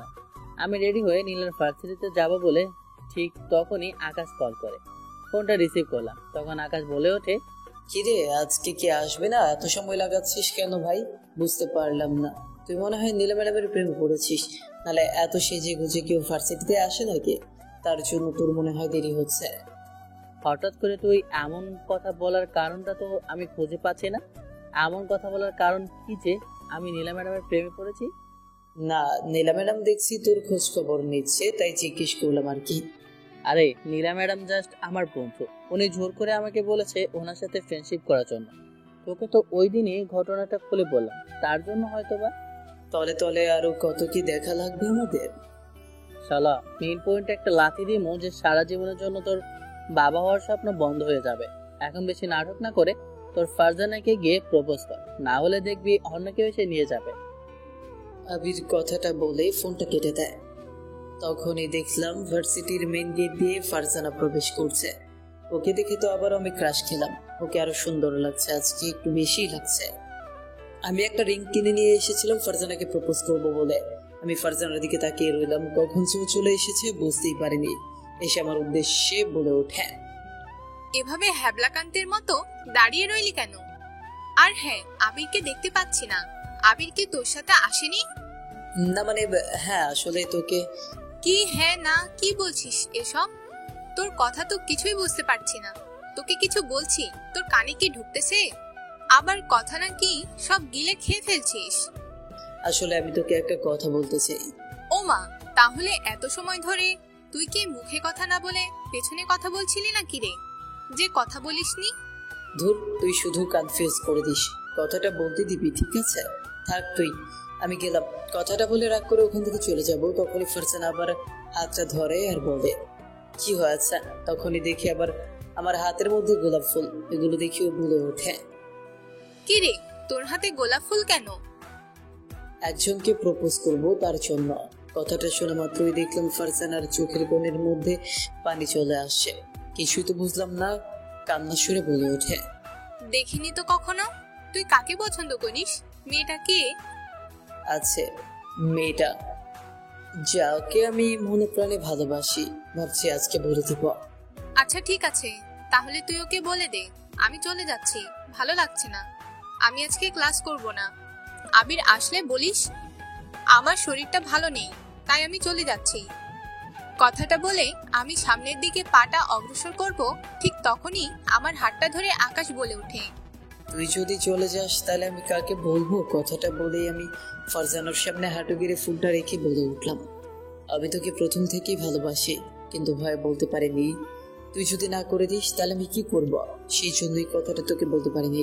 আজকে সাহস করে বলে দিয়েছি আমি আমার ভালোবাসার কথাটা। আমি তোকে অনেক ভালোবাসি ফারজানা, নিজের চাইতে অনেক বেশি। ফারজানা আমার মুখে এমন কথা শুনে কান্না করে দেয়। এরপর, আমাকে এত কষ্ট দিলি কেন? এর আগে যদি বলে দিতে তাহলেও তো হতো। আমিও তো তোকে ভালোবাসি, কিন্তু বলতে পারি না। যদি আমাদের সম্পর্কটা নষ্ট হয়ে যায়? কথাটা বলে আমি আকাশকে জড়িয়ে ধরি। ভার্সিটির ক্যাম্পাসে এসে দেখি যে দুজনে বসে গল্প করছে। মনে হয় তারা দুজনে কাজ হয়ে গিয়েছে, তার জন্য এভাবে ক্লোজ হয়ে কথা বলছে। আমি কাছে আসতেই তখন আমার উদ্দেশ্যে আকাশ বলে ওঠে, কিরে তোর আসতে এত সময় লাগে নাকি? সে কখন কল করেছি, তুই এখন এসেছিস? নাটক কম করো প্রিয়, এত অভিনয় কোথা থেকে শিখেছো সেটাই তো আমি বুঝতেছি না। নিজেদের মধ্যে ঝগড়া থামিয়ে এখন চল, ক্লাসের সময় হয়ে গিয়েছে, ওখানে ক্লাসে যেতে হবে। আমরা সবাই ক্লাসে চলে যাই, কারণ ক্লাসের সময় হয়ে গিয়েছে। ক্লাসের মধ্যে এক এক করে স্যার ম্যাডামরা আসতে লাগলো আর ক্লাস নিতে লাগলো। কিছুক্ষণ পর নীলাও ক্লাসে আসে। নীলা ম্যাডাম আমার দিকে তাকিয়ে রইল আর ক্লাস নিতে লাগলো। মেয়েটার হলোটা কি বুঝি না, শুধু আমার দিকে কেন তাকিয়ে আছে। জানি না কেন আমার আবিরকে এত ভালো লাগে। ওর মতো হয়তো বা ছেলে আর দ্বিতীয়টা হয় না। সবগুলো ক্লাস শেষ করে আমি বের হয়ে পড়লাম। আকাশ আর ফারজানাকে বললাম দুজন যাওয়ার জন্য, আজকে আমি একাই যাব। ওরা নিজেদের মধ্যে আজকে একটু সময় দিক। আমি ভাবতেছি একটু নদীর পাড়ে গিয়ে ঘুরে আসবো। কথাটা বলে ওইদিকে হাঁটা ধরবো, তখনই পেছন থেকে নীলা ম্যাডাম ডাক দিয়ে বলে ওঠে, আরে আবি, দাঁড়াও, তুমি এভাবে একা যাচ্ছ কেন? তোমাকে সে কখন থেকে আমি রাখতেছি, তুমি আমার কথাই শুনতেছো না। কথাটা বলে আমি আবিরের কাছে দৌড়ে আসি। নীলা আমার কাছে এসে আমার হাতটা শক্ত করে জড়িয়ে ধরে। তখনই আমি ওর উদ্দেশ্যে বলে উঠি, আরে ম্যাডাম, করছেনটা কি? এখানে অনেকে তাকিয়ে তাকিয়ে আমাদের এসব দেখছে, মানুষ কি বলবে? মানুষে কি বলছে আমার কি? আমি তোমাকে ধরেছি, এতে তো আর কোনো সমস্যা নেই। এখন ছাড়ুন প্লিজ, না হলে অনেকে অনেক কিছু মনে করবে। কথাটা বলে আমি ইচ্ছাকৃতভাবে হাতটা ছাড়ে নিলাম। তখন রাগী গলায় নীলা বলে ওঠে, তুমি কিন্তু এটা একটু বেশি করছো। তুমি আমার হাতটা ছেড়ে দিলে কেন? আর আপনি করে বলছো কেন? আমরা না বন্ধু? আচ্ছা ঠিক আছে, তুমি থাকো, তোমার সাথে আমার আর কথা হতো না। কথাটা বলি আমি বাসার দিকে হাত দিলাম। তখন আবি ডাক দিয়ে বলে ওঠে, আচ্ছা বাবা, সরি, ভুল হয়েছে। এখন চলো তাহলে, তোমাকে একটু ঘুরিয়ে নিয়ে আসি। আবিরের সাথে আমি নদীর পাড়ে যেতে লাগলাম। আমি তখনই আবিরের হাতটা ধরে আবির অনেকবার ছাড়ানোর চেষ্টা করে। আমি শক্ত করে আবিরের হাতটা ধরে ফেলি। তখন আবির বলে ওঠে, এভাবে হাত ধরা কিন্তু ঠিক না। সবকিছুই ঠিক, তুমি চুপ থাকো। আচ্ছা আবির, তোমাকে একটা প্রশ্ন করি। হ্যাঁ বলো, কি বলতে চাও? আচ্ছা কি তুমি বড়লোক মেয়েদেরকে কেন পছন্দ করো না? কারণ তারা অহংকারী হয়, তার জন্য। আর সব থেকে বড় কথা, ওরা ছেলেদের মন নিয়ে খেলা করে। আমি বড় লোকের অহংকারী মেয়েদেরকে একদমই পছন্দ করি না। কিন্তু সব মেয়ে তো এক নয়, তুমি সবাইকে কেন এমন করে ভাবো? আর তুমি তো দেখতে অনেক সুন্দর, তুমি কেন রিলেশন করো না? আসলে আমি এমন ধরনের মানুষ না যে মেয়েদের মন নিয়ে খেলবো। আর আমি আজ পর্যন্ত কাউকে ভালোই বাসিনি, তাই এসব দূরের কথা। আচ্ছা তাই না, তোমার কাউকে পছন্দ হয়নি? আমাকে তোমার পছন্দ না? কি বোঝো তুমি? বুঝলাম না। কিছু না, কথাটা বলে আমি লজ্জায় মুখটা ঘুরিয়ে নিই। ওখান থেকে বাসায় চলে আসলাম দৌড়ে পেছন থেকে। আবির অনেকবারই ডাকলো, একটা কথাও শুনলাম না। তোমাকে তো প্রথম দেখে পছন্দ করে ফেলেছি আর ভালোবেসে ফেলেছি। নিজের মনের কথাটা বললাম আকাশের দিকে তাকিয়ে। তখনই নদীর তীব্র বাতাস আমার মুখে বাজতে লাগলো, যেন আমার সুর শোনাচ্ছে তার গানের তালে। আমি শুধু নীলার চলে যাওয়ার দিকে তাকিয়ে রইলাম। কিছুক্ষণ পর আমিও ওখান থেকে চলে আসলাম বাসায় আসি দেখি আকাশ আমার জন্য খাবার রেখে চলে যায়। তাই খাবারটা খেয়ে আমি শুয়ে পড়ি। অফিসের মধ্যে বসে আছি, তখন হাতের ফোনটা বেজে ওঠে। ফোনের স্ক্রিনে তাকিয়ে দেখি আমার গুপ্তচর, যাকে আমি নীলার পেছনে লাগিয়েছিলাম, সে কল করেছে। তখন সে ছেলেটা বলে ওঠে নীলার সাথে একটা ছেলের নাকি সম্পর্ক আছে, আর ছেলেটা নাকি নীলাকে ভালোবাসে। ছেলেটা কেমন, ছেলেটার সম্পর্কে সব তথ্য তুমি আমাকে এনে দাও। আমার মেয়ে তো অবুঝ, তাই কিছুই বোঝে না। না বুঝে কোনো একটা ছেলেকে প্রান্ত পরে ও নিজের জীবনটাকে হারাতে বসবে। তুমি ছেলেটা সম্পর্কে সবকিছু জেনে আমাকে জানাও। তোরা দিনের পর দিন আমার ছেলেটাকে অত্যাচার করেছিস। আমার ছেলেটা মুখ ফুটে কোনো কথা কখনো বলেনি। তোরা এমনটা আমার ছেলের সাথে কি করে করতে পারলি? যা করেছি বেশ করেছি। এরকম ছেলে থাকার চেয়ে মরে যাওয়া অনেক ভালো। আমি যদি পারতাম অনেক আগে ওকে গলা টিপে মেরে ফেলতাম। চুপ বেয়াদব! আমি তোকে বিয়ে করে নিয়ে এসেছি শুধু আমার ছেলেটাকে মানুষ করার জন্য, আর তুই আমার ছেলেটার নামে এত বড় কথা শোনাতে? তুই তোর মতো মানুষ কি করে এমন একটা কাজ করতে পারে? এটা আমি নিজের চোখকে বিশ্বাস করাতে পারছি না। আরে বুড়ো, আমি তো চাই তুই মরে যা। তুই মরে গেলে সব সম্পত্তির মালিক আমি আর আমার মেয়ে হব। আম্মু, আমি তো চাই এ বুড়ো মরে যাক, তাহলে সবকিছুর মালিক আমরা হব। এক কাজ করি না, আমরা ওকে মেরে ফেলি, তাহলে তো হয়ে যায় সবকিছুর মালিক আমি আর তুমি হয়ে যাব। তুই একদম ঠিক বলেছিস, ওকে মেরে ফেললেই সবকিছুর মালিক আমরা হয়ে যাব। কথাটা শোনার জন্য আমি মোটেও প্রস্তুত ছিলাম না। তখনই ওরা আমাকে মারার জন্য তেড়ে আসে। এর মধ্যে দেখলাম কতগুলো গাড়ি আমাদের বাড়ির সামনে চলে আসে, সাথে পুলিশের গাড়ি। সবাই আমাদের বাড়ির ভিতরে প্রবেশ করে। পুলিশগুলো এসেই ওদের হাত থেকে অস্ত্র নিয়ে নেয় আর ওদেরকে হ্যান্ডকাপ লাগিয়ে ফেলে। এরপর দেখলাম গাড়ি থেকে একজন ভদ্রলোক নেমে আসছে। লোকটাকে চিনতে অসুবিধা হলো না, উনি তো শহরের সব থেকে বড় ব্যবসায়ী ও ধনী মানুষ, রফিক সাহেব। তখনই উনি আমাদের কাছে এসে বলে ওঠে, ওদেরকে থানায় নিয়ে যাও। আমি সবকিছু শুনেছি তোমাদের সম্পর্কে আজ। জানি না কি করে তোমরা ছেলের প্রতি এতটা অত্যাচার করতে পারো, আমি ভাবতেই পারি না। আমি কান্না করে দিলাম আর কান্না করতে করতে বলে উঠি, আমি অন্যায় করেছি আমার ছেলের প্রতি। এত বড় জুলুম আমার করাটা উচিত হয়নি।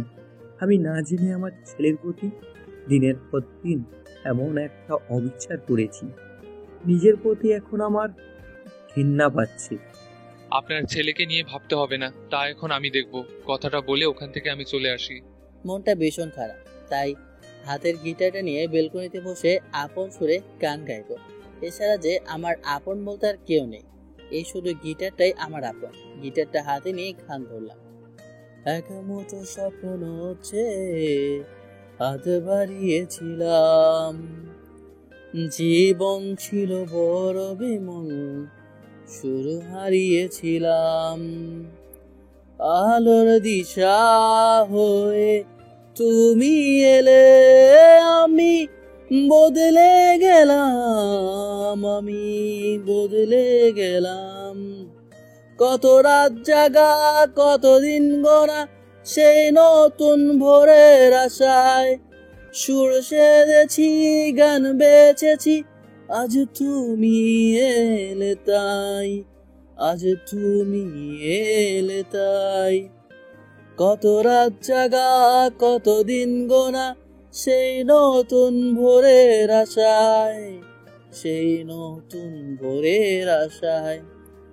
এক মুঠো স্বপ্ন চেয়ে আজ বাড়িয়েছিলাম, জীবন ছিল বড় বেলম, সুর হারিয়েছিলাম। আলোর দিশা হয়ে তুমি এলে, আমি বদলে গেলাম, আমি বদলে গেলাম। গানটা গাইতে গাইতে আমি বেলকনিতে ঘুমিয়ে গেলাম। আমি কি প্রপোজ করে দেবো, আমি আমার ভালোবাসার কথাটা আবিরকে জানাবো। এভাবে আমার সাথে নীলার সম্পর্ক গভীর হতে লাগলো। আমাদের বন্ধুত্ব এখন ভালো একটা সম্পর্কে চলে গিয়েছে। নীলা এখন আমার ম্যাডামের থেকে বেশি গুরুত্বপূর্ণ। কেন জানি না নীলার প্রতি দুর্বল হয়ে যাচ্ছে, কিন্তু কখনো ওর সম্পর্কে আমাকে কিছু বলেনি। আমার যতদূর মনে হয় নীলা একটা গরিব সাধারণ ঘরের মেয়ে। সকালবেলা ভার্সিটিতে প্রবেশ করতেই দেখলাম আকাশ ক্যাম্পাসে বসে আছে। আমাকে দেখে আকাশ সামনে এসে বলে ওঠে, কিরে বন্ধু, ইদানিং তোকে দেখছি তুই নীলা ম্যাডামের সাথে সাথে বেশিরভাগ সময় থাকিস, তোর তো কাহিনী বুঝতেছি না। আসলে আমি তো নীলা ম্যাডামকে ভালোবেসে ফেলেছি, কি বলবো তোকে, কিন্তু ওকে যে আমি আমার ভালোবাসার কথাটা বলতে পারছি না। ওরে শালা, তুমি যখন আমার সময় হয়েছে ঠিকই তো আমাকে পাঠিয়ে দিয়েছো, এখন নিজের বেলায় কেন আমার সাথে এমন ঢং করছো মনু? এসব বলতে তো চলবে না। আচ্ছা ওসব বাদ দে, এখন বল ফারজানা কেমন আছে? ও নাকি ওর নানুর বাসায় গিয়েছে। তাই তো বলি, আমাদের রোমিও এখন আমার খোঁজ খবর নিচ্ছে। কি করে? ফারজানা নেই তাই আমার কাছে এসেছিস, না হলে তো তোর পাত্তাই ছিল না। তুমি আমার সেটার কথা হইলো না। তুমি কেমন আমি তো জানি, নাটক করা আমার সাথে, তাই না? আমার আর আবিরের কথার মধ্যে তখন নীলা ম্যাডাম আমাদের মাঝে এসে আমার উদ্দেশ্যে বলে ওঠে, আকাশ, আমার আবিরের সাথে একটু কথা আছে, তুমি একটু যাবে? জি ম্যাডাম, আপনি কথা বলুন, আমি চলে গেলাম, আমারও একটু কাজ আছে। কথাটা বলে আমি আবিরকে একটা চুক্তি দিয়ে ওখান থেকে চলে গেলাম।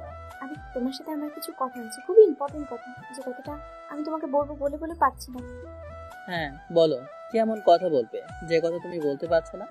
তখন নীলা আমাকে অবাক করে দিয়ে আমার হাতটা শক্ত করে জড়িয়ে ধরে, আর ও বলে ওঠে, আমি ভালোবাসার কি জিনিস জানি না, কিন্তু একটা কথা সত্যিকারের অর্থে আমি আমি তোমাকে ভালোবেসে ফেলেছি।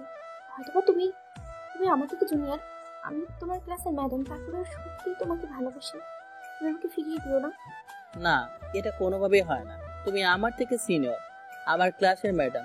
আমি তোমাকে যদি ভালোবাসি তাহলে এই সমাজ তোমাকে কি বলবে? আমি কখনোই চাই না আমার জন্য তোমার কখনো অপমান হোক। দেখো, আমি এই সমাজের পরোয়া করি না। আমি যদি 2 দিন না খেয়ে বসে থাকি, এই সমাজ সে জিজ্ঞেস করবে না আমার খাবারের কথা। তাই আমি এই সমাজের কথা ভাবি না। তুমি আমাকে ভালোবাসো কিনা বলো। তুমি যদি আমাকে ভালো না বাসো তাহলে কিন্তু এখনই আমি এখান থেকে চলে যাবো আর সুইসাইড করবো। নীলা একদমই একটা পাগলাটে মেয়ে, ও যখন যা ইচ্ছা তাই করে ফেলবে। তাই আমি ভয় পেয়ে ওর মুখটা চেপে ধরলাম। এরপর বলে উঠলাম, এমন কখনো করবে না, আমি তোমাকে এমনটা কখনোই করতে দেবো না। তাহলে বলো, তুমি আমাকে ভালোবাসো? তাহলেই হবে। তুমি যদি আমাকে ভালোবাসো তাহলে আমি পৃথিবীর সব কিছুর সাথে যুদ্ধ করে থাকতে পারবো। অবশেষে আমি বাধ্য হলাম নীলাকে ভালোবাসতে। আমি হ্যাঁ বললাম। তখনই নীলা ম্যাডাম আমাকে জড়িয়ে ধরলো। তাহলে চলো আজকে আমরা দুজন সারাদিন রিক্সায় করবো। আমি নীলা দুজন রিক্সায় ঘোরাঘুরি করতে লাগলাম। নীলা তার মাথাটা আমার কাঁধে দেয় আর আমার হাতটা শক্ত করে জড়িয়ে ধরে। হালকা বাতাসে নীলার চুলগুলো আমার মুখের সামনে আসতে রাখলো। ওর চুলের ঘ্রাণে আমি যেন মুগ্ধ হয়ে যাচ্ছি। আমার মুখ থেকে চুলগুলো সরিয়ে ওর কানের কাছে গজে দিলাম আর নীলাকে একটা কিস করলাম কপালে। এভাবে আমাদের সম্পর্কগুলো এগোতে লাগলো। কিন্তু এখন আমি নীলাকে ওর পরিবার সম্পর্কে কিছু জিজ্ঞেস করিনি। এসব শুয়ে শুয়ে ভাবলাম আগামীকালকে নীলাকে জিজ্ঞেস করবো যে ওর পরিবারের কথা। এসব ভেবে ঘুমিয়ে পড়ি। আমার কিন্তু নীলা ম্যাডামকে খুবই পছন্দ। আমি কিভাবে যে নীলা ম্যাডামকে বলবো জানি না, কিন্তু ওকে দেখে সব সময় আবেগের পিছনে বুঝি না। ও আবিরের সাথে কি করে, আমাদের সাথে থাকবে, তা না করে আবিরের সাথে কি করে, আমার তা হিংসা হয়। সকালবেলা ঘুম থেকে উঠে দেখি নীলা কম করে হলো 2 থেকে 300টা কল জমা হয়ে আছে। আমি আর কল ব্যাক না করে ভাবলাম একেবারে ভার্সিটি থেকে দেখা করবো। তাই আমি রেডি হয়ে ভার্সিটি যাওয়ার উদ্দেশ্যে রওনা দিই। প্রায় কিছু সময়ের মধ্যে আমি ভার্সিটির সামনে এসে পৌঁছাই। তখনই দেখলাম নীলা অপেক্ষা করছে আমার জন্য। ওর কাছে যেতেই নীলা রাগ করে বলে ওঠে, এখন কয়টা বাজে? তোমাকে না বলেছিলাম আজকে একটা জায়গায় যাব, তুমি এখনো আসোনি। কয়টা বাজে ঘড়িতে? আরে সরি বাবা, আমার ভুল হয়ে গিয়েছে। আমাদের কথার মাঝে তখনই দেখলাম আমাদের ভার্সিটির বড় ভাই ঈশান কিছু ছেলে নিয়ে আমাদের কাছে আসে। এসে বলে ওঠে, কি রে আবির, তোকে তো আমি ভেবেছিলাম ভালো, কিন্তু তুই দেখি এমন তলে তলে অনেক কিছু করিস। আপনার কথা ঠিক আমি বুঝতে পারলাম না ভাই। আমি কি করি আপনি কি বলতে চাচ্ছেন? আমি তো আপনার কথা বুঝতেছি না। আমি তোকে বলতে চাচ্ছি, তুই নীলা ম্যাডামের সাথে কি করিস। আমি নীলা ম্যাডামকে পছন্দ করি। বেয়াদব কোথাকার! এমন একটা কথা বলতে তোর একদম লজ্জা লাগেনি? সমস্যা কি? আমার লজ্জা কেন লাগবে? এমন একটা সুন্দরী মেয়েকে ভালোবাসতে আবার লজ্জা লাগে নাকি? আমি তো চাইলে অনেক আগে থেকে তুলে নিয়ে যেতাম। কখনো আমি ঈশান ভাইয়ের কাছ থেকে এমন কথা শুনতে পারবো কল্পনাও করতে পারিনি। তখনই কিছু ছেলে এসে আমাকে ধরে ফেলে আর ঈশান বলে ওঠে, তোকে আমি তুলে নিয়ে যাব। তখনই ঈশান নীলার দিকে যেতে লাগলো। নীলার কাছে আসতে তখনই ঈশানের মাথায় একটা গুলি পড়ে। ঈশান ওখানেই পড়ে যায়। আমি তো হা হয়ে শুধু তাকিয়ে রইলাম। কিছুক্ষণের মধ্যে দেখলাম 15 থেকে 20টা গাড়ি আমাদের মাঝখানে চলে আসে আর ওখান থেকে কম করে হলেও 200-300 বডিগার্ড নেমে আসে, তাদের সবার হাতে রাইফেল। তখন সবাই নীলার কাছে এসে বলল, আপনার বাবা অসুস্থ। তখনই নীলা আমার কাছে আসে। আবি, তুমি আমার সাথে চলো। আমার বাবা অসুস্থ, আমার বাবাকে এখনই দেখতে যাবো, আমার বাবা হসপিটালে আছে। তখনই সামনে থেকে একটা লোক বলে যে এই ছোট লোকের জন্য কেন অপেক্ষা করছেন। নীলা তাকে কাজ করে একটা থাপ্পড় বসিয়ে দেয়। আমি সবার কাছ থেকে এখন বুঝতে পারলাম যে নীলা কোনো সাধারণ ঘরের মেয়ে না। নীলা হচ্ছে এই শহরের ধনী পরিবারের মেয়ে, রফিক সাহেবের একমাত্র মেয়ে। নীলা আমার হাতে ধরতেই আমি ঠাস করে একটা থাপ্পড় লাগিয়ে দিলাম। তুমি একদম আমাকে স্পষ্ট করার চেষ্টা করবে না, তুমি আমার সামনে থেকে চলে যাও। তখন এই গার্ডগুলো আমার মাথার উপর বন্দুক ধরে। তখনই নীলা বলে ওঠে, তোমরা এখান থেকে সরো, আমি যাচ্ছি। তখনই বডিগার্ডগুলো বলে, এটা তাদের অর্ডার, তাকে নিয়ে যেতে হবে। তুমি আমার সাথে অভিনয় করেছ, দয়া করে আর অভিনয় করার প্রয়োজন নেই। কথাটা বলে হাত দুটো জোর করে আমি ওখান থেকে চলে যাই। আবি প্লিজ, তুমি আমার কথাটা শোনো, একটু কথাটা শোনো। যাওয়ার সময় শুধু নীলার কান্নার শব্দ কানে বাজছিল, আর কিছুই না। আমি বাসায় চলে আসি। বাসায় এসে কান্না করতে লাগলাম। কেন সবসময় আমার সাথে এমন কাণ্ড হয়, এসব ভাবছি আমি বসে বসে। বাসায় আসতে দেখি আব্বু সুস্থ, প্রচন্ড পরিমাণে রাগ হয়। তাই আমি সবকিছু বাসায় ভাঙতে শুরু করলাম। তখন আব্বুর কাছে এসে বলে ওঠে, মা, কি হলো তোর? এইভাবে রেগে আছিস কেন তুই? এইভাবে রাগলে কেন? কি হয়েছে তোর? আমি তো শুধু তোকে নিয়ে আসতে বলেছি, তুই সাথে করে আপনি আবিরকে নিয়ে আসতে। আব্বুর কোনো কথাই যেন আমার কানে যাচ্ছে না। বাসার সবকিছু ভেঙে আমি আমার রুমের দরজা বন্ধ করে দিই। এরপর আমি একটা বিষের বোতল নিয়ে খেয়ে ফেলি। কি হলো নীলামা, দরজা খুলছিস না কেন? তোর কোনো শব্দ নেই কেন? এই, তোরা কে কোথায় আছিস? তাড়াতাড়ি দরজাটা খোল। দরজা খুলে দেখ নীলা অজ্ঞান হয়ে পড়ে আছে, হাতে বিষের বোতল। তাড়াতাড়ি করে অ্যাম্বুলেন্সে করে হসপিটালে নিয়ে যাই। সারাদিন বসে বসে আমি শুধু নীলার কথাই ভাবছিলাম আর মনে মনে বলছিলাম কেন আমার সাথে এত ছলনা অভিনয় করেছে ও। তখনই হাতের ফোনটা বেজে ওঠে। ফোনটা রিসিভ করলাম। তখনই ওপাশ থেকে কেউ কান্না করতে করতে বলে ওঠে, বাবা, আমি নীলার বাবা বলছি, তুমি দয়া করে আমার মেয়েকে বাঁচাও। আমার মেয়ে হসপিটালে ভর্তি আছে, তুমি আমার মেয়েকে বাঁচাও। আমার মেয়ে যে তোমাকে ছাড়া বাঁচবে না। এমন কথা শুনে আমার যেন পায়ের নিচ থেকে মাটি সরে যেতে লাগলো। আমি আর এক মুহূর্ত ওখানে দাঁড়িয়ে থাকলাম না, দৌড়ে হসপিটালে চলে গেলাম। হসপিটালে গিয়ে দেখি একটা কেবিনের সামনে দাঁড়িয়ে কান্না করতেছে একজন মাঝবয়সী বৃদ্ধ লোক। আমি ওনার কাছে যেতেই উনি আমাকে জড়িয়ে ধরে কান্না করে বলে ওঠে, বাবা, আমি জানতাম না এমন একটা কিছু হয়ে যেতে পারে। প্লিজ বাবা, তুমি আমার মেয়েকে বাঁচাও। তার জন্য তোমার যা প্রয়োজন তুমি তাই করো। আমার যত সম্পত্তি আছে সবকিছু তোমায় দিয়ে দেবো, তারপরও তুমি আমার একমাত্র মেয়েকে বাঁচাও। আঙ্কেল কথাগুলো বলে কান্না করতে লাগলো। আমি ওকে বোঝানোর চেষ্টা করছি, কিন্তু উনি কান্না করে যাচ্ছে।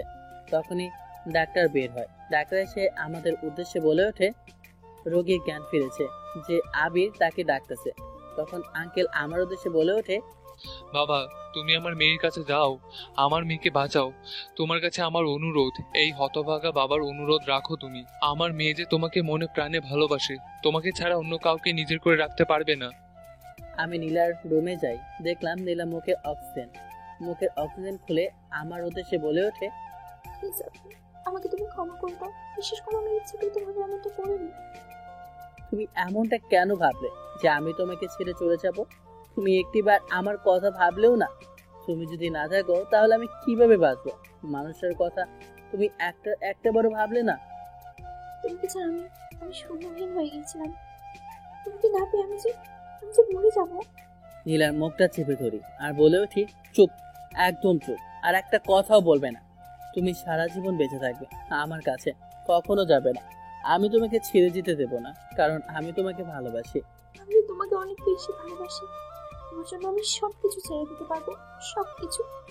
আমি তোমার জন্য জঙ্গলে গিয়েও থাকতে পারবো, তারপরেও তোমাকে ছাড়া থাকতে পারবো না এক মুহূর্ত।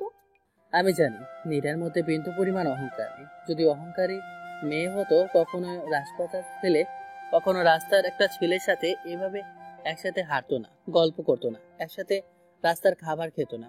নীলার কপালে একটা কিস করে বলে উঠি, আমিও ভালোবাসি আমার পাগলিটাকে। সত্য করে যাবে আর এখান থেকে যাবে না, বলে দিলাম। আমি তোমাকে দূরে সরে আর রাখতে পারবো না। দেখতে দেখতে নীলা সুস্থ হয়ে যায়। আমি নীলার সবসময় পাশে ছিলাম। নীলা এক মুহূর্তের জন্য আমাকে দূরে সরতে দেয়নি। নীলার বাবার কাছে যেতে নীলার বাবা আমাকে আমার পরিবার সম্পর্কে সবকিছু খুলে বলি। আমি ওনার কাছে বললাম যেন আমার সৎ মা আর সৎ বোনকে উনি জেলখানা থেকে ছেড়ে দেয়। আসলে তোমার মতো মানুষ হয় না। আমি খুবই ভাগ্যবান যে আমার মেয়ের জন্য এমন একটা জামাই পেয়েছি। দেখতে দেখতে আমার আর নীলার বিয়েটা হয়ে যায়। বাসর ঘরে প্রবেশ করি। নীলা আমার পা ধরে সালাম করে। আমি নীলাকে বুকে জড়িয়ে নিই। নীলা আমাকে শক্ত করে জড়িয়ে ধরে বলে, সারা জীবন এখানে জড়িয়ে ধরে রাখবো তোমাকে। কথা দিলাম সারাটা জীবন তোমাকে শক্ত করে জড়িয়ে ধরে রাখবো, কোথাও হারাতে দেব না, সবসময় ভালোবাসবো। কপালে একটা চুমু দিলাম নীলার। আমাদের নতুন পথ চলা শুরু হলো আজকে থেকে। তুমি এখন আমাকে আদর করবে না? আমার কিন্তু তোমার কাছ থেকে আদর খেতে খুব ইচ্ছে করছে। আমি কিন্তু বাচ্চা ছেলে, তুমি তো সিনিয়র, এসব কিছু আমি বুঝি নাকি? তুমি বাচ্চা? তুমি যদি বাচ্চা হও তাহলে বুড়া বেটাদের কি বলবো? আচ্ছা ঠিক আছে, তুমি তো বাচ্চা, দাঁড়াও, তাহলে আমি তোমাকে দেখাচ্ছি। এরপর আমাদের একটা লুডো খেলা শুরু হয়ে গেল। আপনারা বসে বসে কি দেখেন? যান বাড়িতে যান, বাড়িতে গিয়ে আপনারা খাওয়া দাওয়া করে ঘুমিয়ে পড়ুন। গল্পটা কেমন হলো কমেন্ট করে জানাবেন। আল্লাহ হাফেজ। গল্পটা এখানেই শেষ করলাম।